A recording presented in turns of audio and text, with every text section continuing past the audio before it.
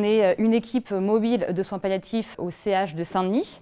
On est une équipe de 7 personnes, 2 médecins, 2 infirmières, 2 psychologues et une secrétaire. Et notre mission en temps normal, c'est d'accompagner les patients et les proches en situation palliative et aussi de venir soutenir et épauler nos confrères et les équipes soignantes dans tous les services de l'hôpital. Au printemps, le Covid-19 arrive. L'hôpital devient presque entièrement palliatif et la mission de cette équipe devient un peu de venir épauler les professionnels mais aussi les malades un peu désarmés dans cette situation inédite. Alors, on a été confrontés à plein de problèmes à cause du confinement, de l'absence de visite. Cet hôpital est un hôpital très particulier parce qu'il accueille énormément de précarité et de multiculturalité. Les gens ne parlent pas forcément français, c'est la famille qui fait interprète. Les gens se font apporter des choses en permanence, en particulier les repas. Et là, ils ne pouvaient rien avoir, ni les téléphones, ni les repas, ni la visite. Et donc, on a dû à chaque fois inventer des procédures. Donc, on a fait intervenir des bénévoles pour apporter les colis. On a acheté des chargeurs des téléphones. Après, il y avait toute la question aussi de tous ces malades qui mouraient et donc que les familles ne voyaient pas. Il a fallu qu'on trouve la façon de faire des photos pour que les gens aient au moins une photo. Et puis, il y avait les soignants aussi qui étaient très mal parce qu'ils étaient en effet confrontés à une situation difficile et en plus dans des services ou des lieux qui n'étaient pas forcément les leurs.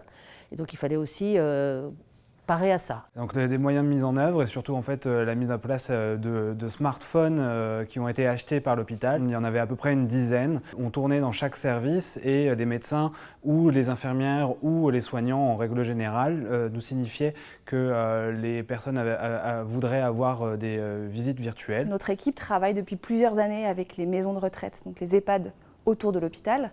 Et donc là, pendant cette crise-là, les EHPAD se sont retrouvés particulièrement seuls. Et donc, on s'est dit qu'il fallait absolument continuer à travailler avec eux.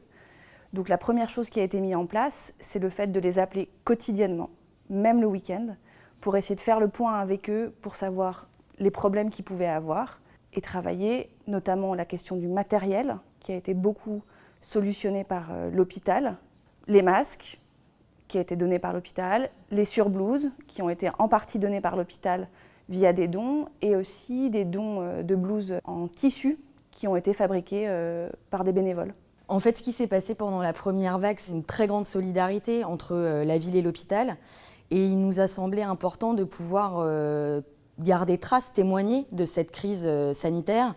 Et effectivement, cette crise, elle a été marquée par beaucoup de décès, beaucoup de souffrances, mais en même temps par cette solidarité. Et on a eu l'idée de faire un concours d'artistes pour pouvoir proposer de réaliser une œuvre qui puisse témoigner de la crise Covid, mais sur le versant de la solidarité entre la ville et l'hôpital. Et donc ce prix va nous permettre de financer une partie de ce concours, et avec l'idée majeure que la culture et l'art sont des moyens fondamentaux pour la société de pouvoir se confronter aux tragédies qu'elles peuvent traverser.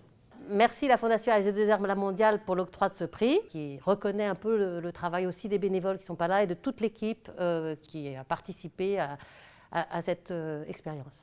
Merci.